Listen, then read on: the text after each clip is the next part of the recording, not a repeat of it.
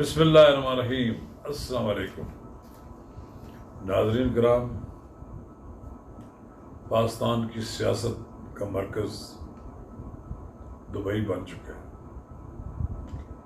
کل تک اسلام آباد اور کراچی اور لاہور میں سیاسی بیٹھکیں ہو رہی تھی، لیکن ایک بڑی سیاسی بیٹھک دبئی میں ہو رہی ہے۔ سابق وزیر اعظم نواز شریف،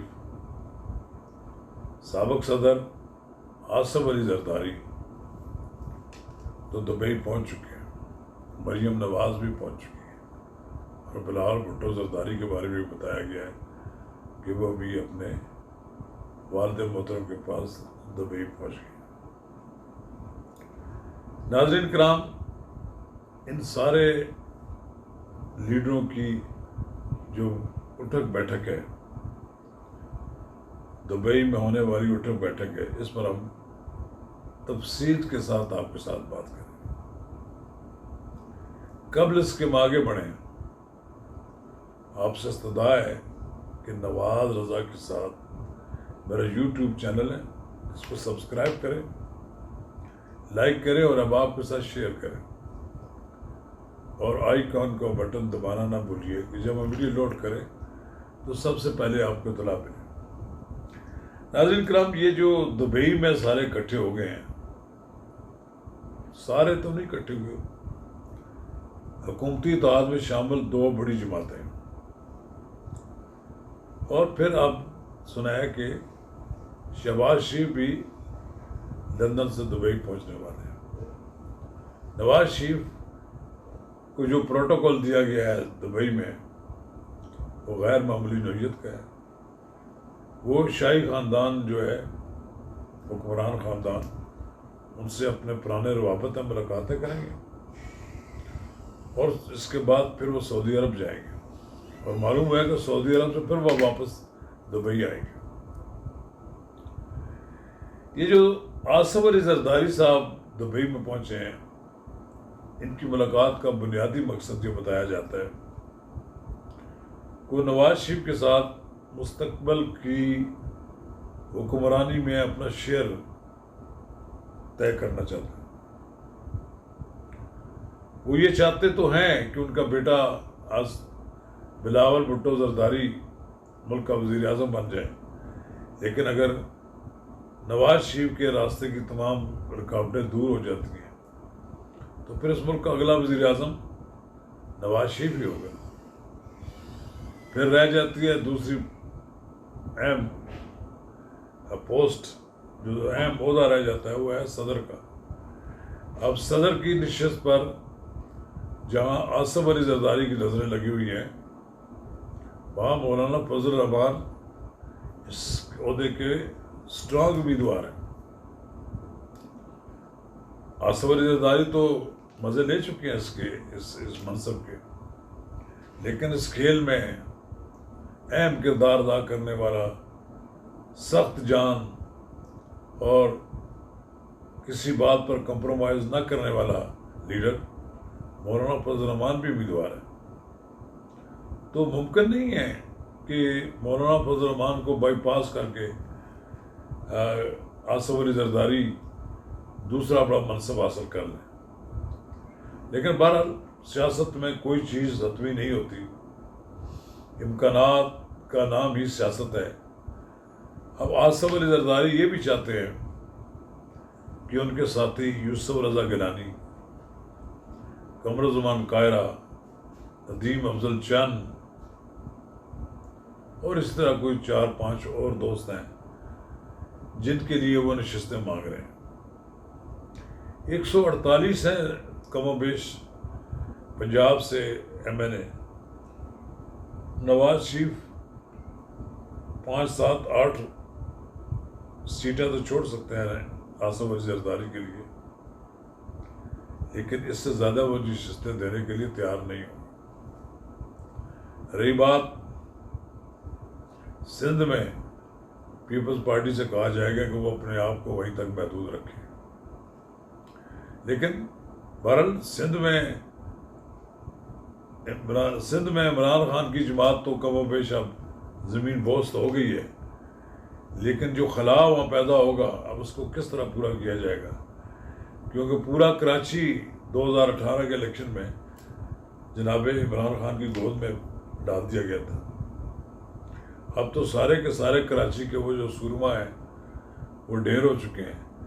کیا اب ان کو استحکام پاکستان پارٹی کے کوٹے میں سے نشستیں دی جائیں گی، یا وہ بھی یار و مددگار پورے ملک میں پھریں گے، نہ ادھر کے رہیں گے نہ ادھر کے رہیں گے؟ اپنی کھال بچانے کے لیے انہوں نے پی ٹی آئی کو اس طرح چھوڑا ہے کہ آپ ایسا لگتا ہے جیسے وہ ہم جانتے نہیں پہچانتے نہیں۔ عمران خان کے ساتھ انہوں نے جو کچھ کیا سیاسی تاریخ میں ایسا کبھی نہیں ہوتا۔ میرا خیال یہ ہے کہ نواز شریف ایک بڑا، لوگ اس کو کہتے ہیں بڑا سیدھا سادہ آدمی، میں نہیں مانتا وہ اس طرح کا سیدھا سادہ آدمی ہے کہ اس کو گیر گار لیں۔ نواز شریف اپنے معاملے میں بہت پکا آدمی، وہ لین دین کے معاملے میں بہت سیانہ ہے، وہ کبھی اس بات کا کمپرومائز نہیں کرے گا کہ 4-5 سال تو مار کھائی ہے اس نے عمران خان کے خلاف، اور اس کے بعد جب اس کی بڑھاپا کا 74واں سال شروع ہو جائے اور اس مرحلے پر وہ اپنا سب کچھ دوستی کے نام پر لٹا دے، وہ آصف علی زرداری کو صرف اتنا ہی دیں گے جہاں سے وہ یہ سمجھیں گے کہ ان کا آدمی جیتنے کی پوزیشن میں شاید نہیں ہو۔ پھر ایک بات بڑی واضح ہے، مسلم لیگ نون تو کا دوسرا نام تو نواز شریف ہے نا، نہ مریم نواز ہے اس میں کچھ نام، نہ اس میں شہباز شریف کا کوئی لینا دینا ہے۔ یہ سارے کے سارے نواز شریف کی قیادت میں کام کر رہے ہیں، جس کے پاس ویٹو پاور ہے۔ آج بھی جو وہ فیصلہ کرے گا سب کو ماننا پڑے گا۔ اب پاکستان اس مرحلے پر پہنچ گیا ہے کہ نومبر میں یا اکتوبر میں الیکشن ہوں گے۔ ایک آئینی مسئلہ یہ بھی ہوتا ہے کہ اگر پہلے ڈیزالو کر دی جائے اسمبلی تو اس کے ایام میں فرق پڑ جاتا ہے۔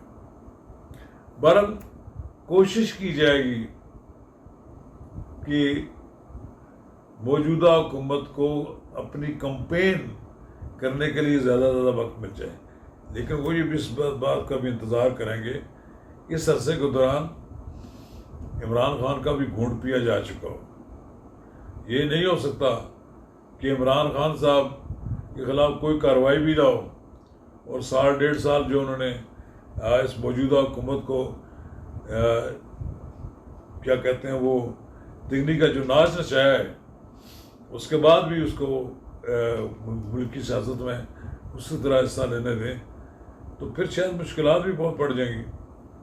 اب دیکھنا یہ ہے کہ اسٹیبلشمنٹ عمران خان کے ساتھ کیا سلوک کرتی ہے۔ عمران خان پاکستان کی سیاست میں وہ لیڈر ہے جس نے کلاڑی لے کر درخت کی جڑیں کاٹ رہا تھا اور خود درخت کے اوپر کھڑا تھا، اور بالآخر وہ پورا درخت ہی آ کر ان پر گر گیا۔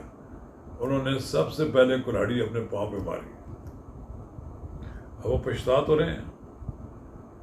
اگر 9 مئی کو عمران خان کے بلوائیوں کی سازش کامیاب ہو جاتی اور ان کی توڑ پھوڑ سے فوج بس پیچھے چلی جاتی تو کہا جاتا ہے انقلاب کامیاب ہو گیا۔ اب انقلاب تو کامیاب نہیں ہوا، جب انقلاب ناکام ہو جاتا ہے پھر وہ بغاوت تصور کی جاتی ہے، تو پھر اس باغیوں کے ساتھ جو سلوک ہوگا وہی نقشہ کھینچے گا کہ ملک کی سیاست کا رخ کس طرف ہے۔ اس کے بغیر تو ممکن نہیں ہے۔ بہرحال ہم دبئی والوں کو سلام کرتے ہیں، ہمارے دبئی میں اپنے بھی بہت عزیز و اقارب ہیں۔ اب مولانا فضل الرحمان تو یہاں بیٹھے ہوئے ہیں، لیکن سیاست کے تانے بانے نواز شریف اور آصف علی زرداری بن رہے ہیں، اور وزارت عظمیٰ کے 2 اور امیدوار جن میں مریم نواز اور بلاول بھٹو زرداری ہیں، وہ بھی وہاں موجود ہیں۔ چلیے دیکھیں پاکستان کی سیاست میں متحدہ عرب امارات اور سعودی عرب کیا کردار ادا کرتے ہیں، ہمیں اس کے لیے کچھ دیر انتظار کرنا پڑے گا۔ شکریہ۔